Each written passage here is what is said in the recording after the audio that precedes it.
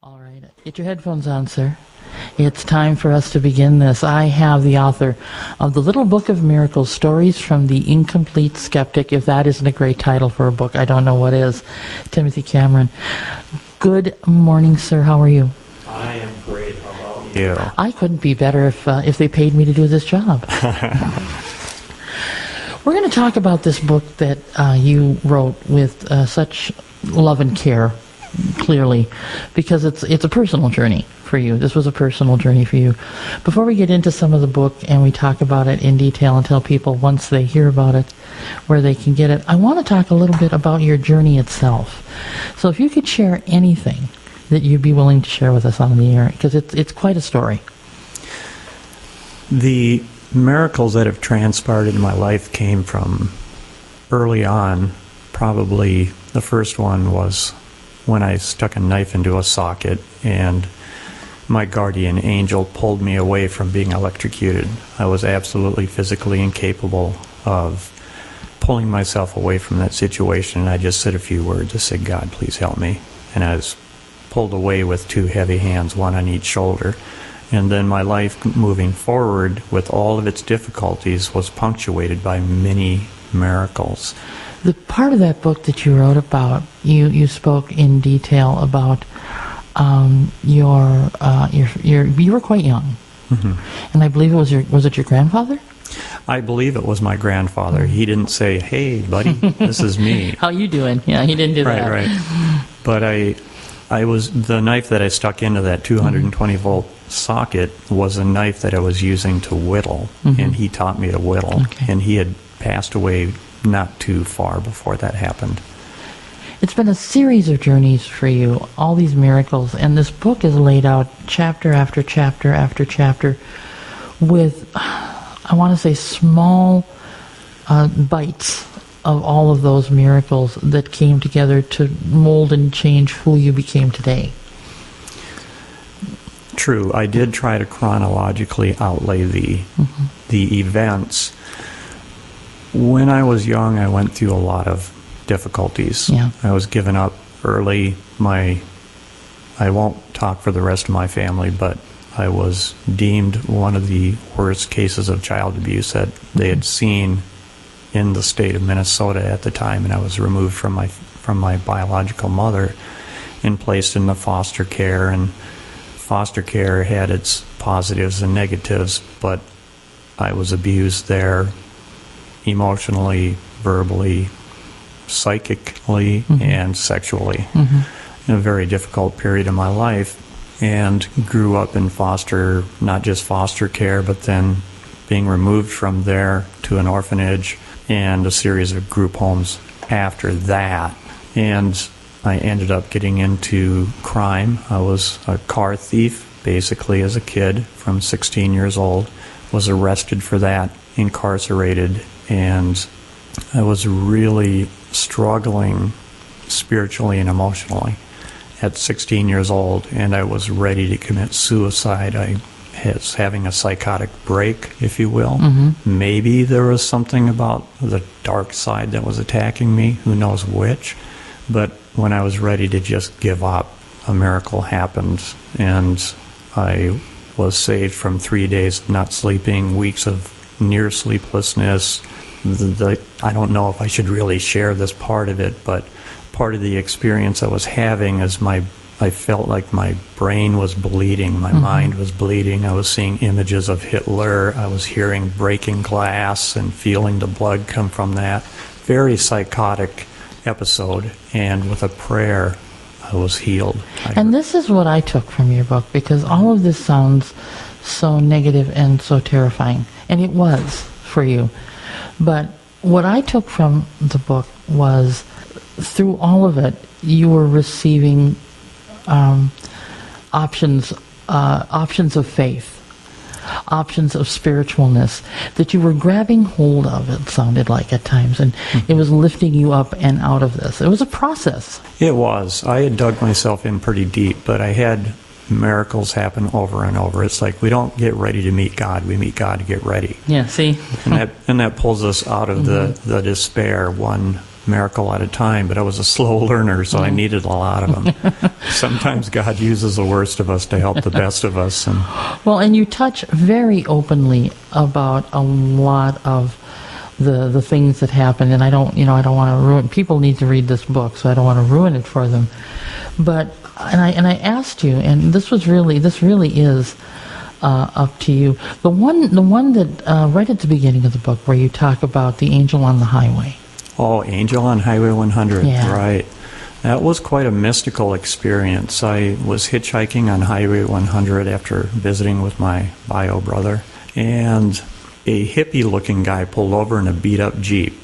Plastic windows, it looked like maybe even the I don't know, they were bouncing in the wind as we were driving, right? But when I got into his Jeep, I looked at him, and he had these ethereal blue-white eyes, and they just shone at me. I thought, wow, that's really weird, you know? And he had long, kind of disheveled hair, blondish, brownish, and dishwasher blonde, I guess people would call it. And he had a beard, and he looked at me and said, "Where are you going?" or something, I don't know, and we started to drive. But he asked me if I believed in Jesus Christ, and I looked at him and I said, "Well, I don't know, and I don't really think so. I'm not sure." I was kind of an agnostic at the time. Right. And he said, "Oh, okay," and he just pulls over. Oh my! Pulls over instantly. Said, basically, "Have a nice day." Yeah. And I thought, well, that seems a little rude, So, but whatever. You don't want me here, I'll get out of the Jeep. I get it. Yeah. So I get out of the Jeep, and I watch him drive away, and then I'm looking down at my feet, and I'm wondering, what was that all about? I just felt like I was in another dimension or something almost. And then I looked up, and to my shock and dismay, I was about a foot away from where he had dropped me off. See. Just like 1 foot. I had moved forward, but in this world, I was in pretty much the same place. But yeah, It's like, whoa, what just happened? And it seemed like 5 minutes passed while we were in that vehicle. And so, yeah, I think a lot of the miracles that happened in my life happened even though I didn't necessarily beckon them, ask for them, preconceive them. They were just answers to prayers or just straight up intercession. The book is your story in small chunks, but I'm going to assume that you go through all of the life-saving and the life-affirming things that you went through, and you come to the person you are now. How are you using this to spread, support to people? MAD, Minnesota. I've been speaking for them for 26 plus years. It'll be 27 in January. Mary Jo Robinson was a woman that got me involved with MAD. And she totally changed my life when I heard her story of forgiveness for the person who killed her son. Yes. I was in sobriety for 90 days, and she came and spoke to our 12-step group. And I thought they were crazy for choosing a MAD speaker to come talk to us. I thought, huh, really? And I realized after she introduced herself as one of us that I was experiencing contempt prior to investigation, otherwise known as prejudice. Sure. I thought I was playing the tape of what I thought she was going to say, and she was going to make us hear this god-awful story about losing a loved one, and we'll just have to hear the details. Like, oh God, I want to hear that. Why? Because I drove under the influence in 1977 and killed someone's baby. I didn't want to hear what she had to share because that inner part of me was feeling so horrible about that. And Mary Jo revealed in her story about how she conducted herself in the courtroom at the time of sentencing for the young man who killed her son. She approached him, held her hand with his permission gently under his chin, and asked for him to touch her eyes with his. And when their eyes touched, she said, I want you to know something. I want you to know that I love you and I forgive you for killing my son. Very powerful. Very powerful. And that story changed my life. I didn't know a mother could forgive someone for that. And she said, 1, I'm a Christian. 2, I'm in recovery. Both teach forgiveness. And now what am I going to do when this dreadful opportunity for forgiveness comes up? Am I going to do it, or is I just talking the talk and I'm not going to walk the walk? Right. And she held that young man as he cried uncontrollably in her arms, and that story just nailed my heart. And I shared with her that I drove under the influence running a baby over in a stroller in 1977 as a 20-year-old person. Mm-hmm. And she said, Timothy, I need you in MAD. And I didn't want to do it, but I did. And I didn't know I was going to be suicidal after speaking for MAD. Yeah. I'd want to kill myself after talking. And she gave me an assignment. I told her how horrible I was feeling, and she said, you have low self-esteem. People with healthy self-esteem don't think about killing themselves after they talk on a MAD panel.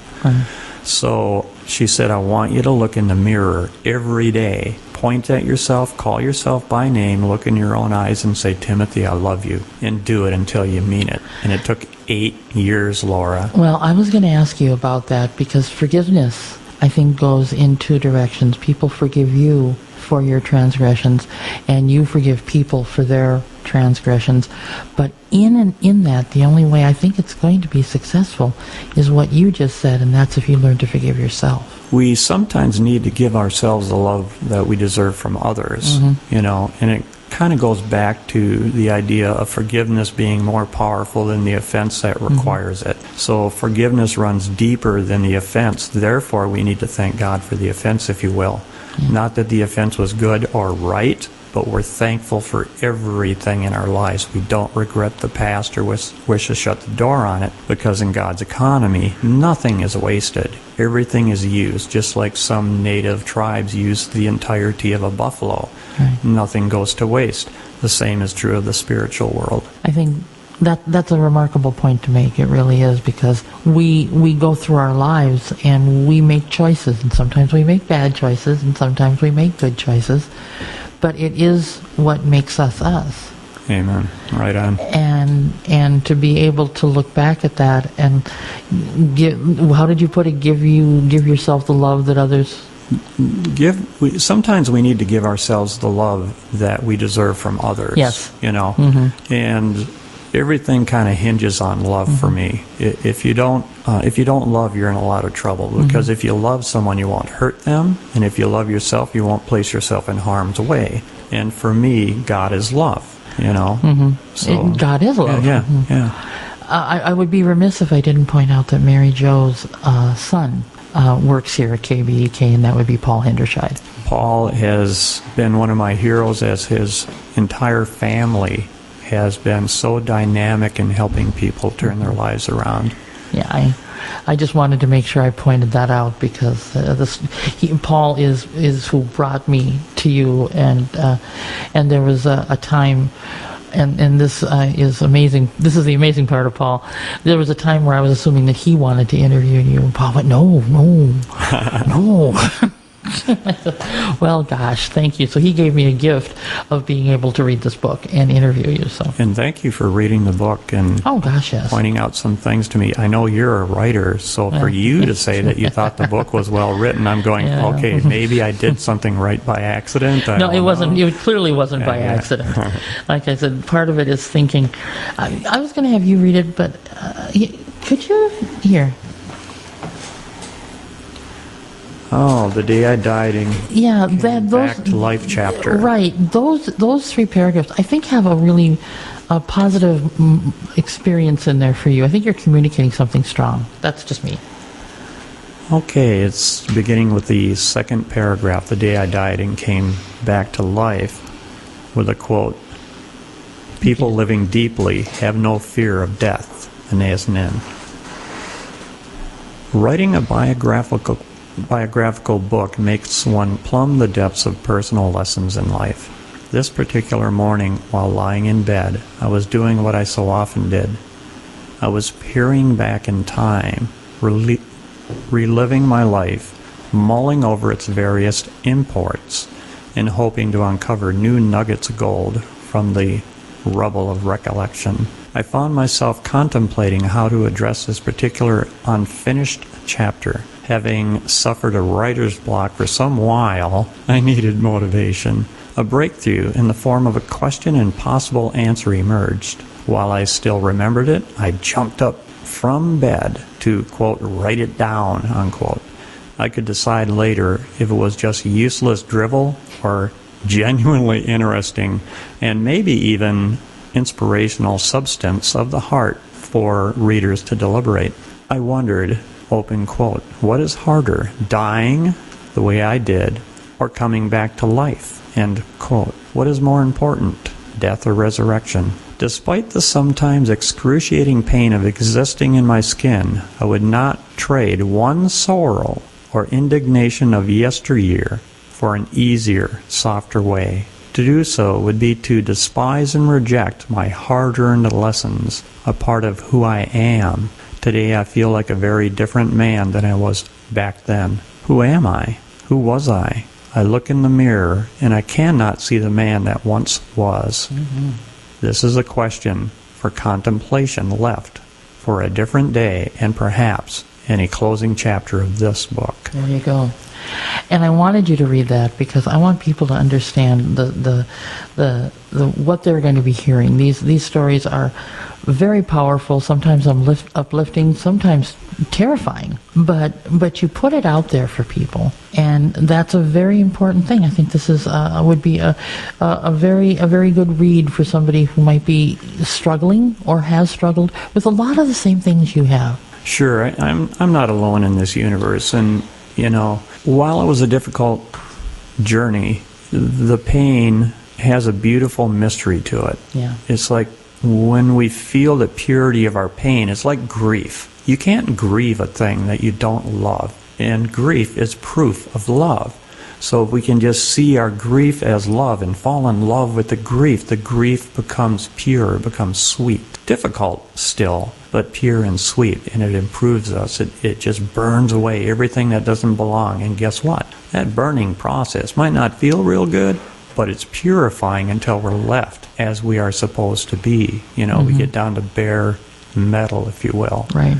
And go back to what we originally were made to be. Pain is never good until it's over. Yeah. And when it's over, you feel great. And that's the process that you went through time and time again.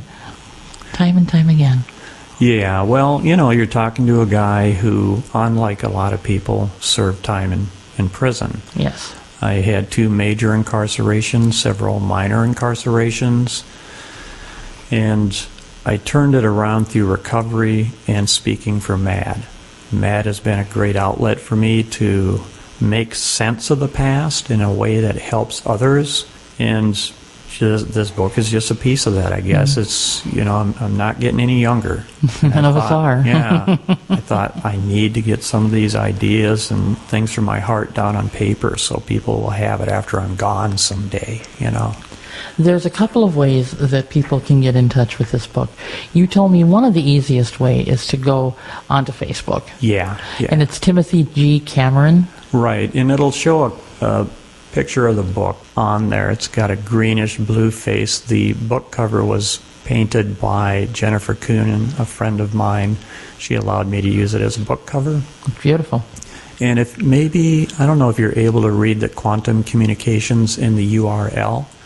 That might help people. Quantum communications was a Z. Yes. Yes. Ooh, good catch. Yeah. I'm a professional. Right on.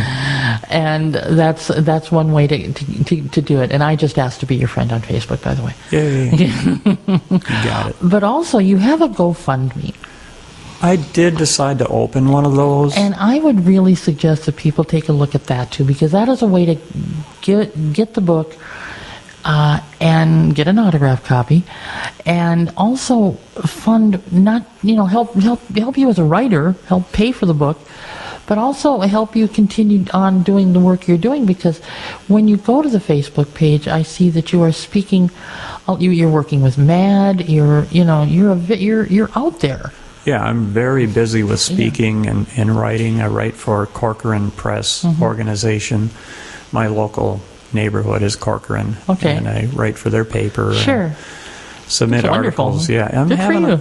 I'm staying very, very busy. Yeah. But ironically, I can't afford to buy my own book. Yeah, I know. So I that's know. why I did a GoFundMe. Well, a GoFundMe is great, and there's, of course, as GoFundMes go, there's different levels. I'm pretty sure if you just type in, is it the Little Book of Miracles? Yes, Stories from the Incomplete Skeptic. If you go to GoFundMe and you type that, you'll get to the page, and you'll see it. You'll know it when you see it. I love that the bronze level, you receive a signed copy and a hug. And a hug if you're local, of course. If you're yeah. not, I'll send you a spirit hug.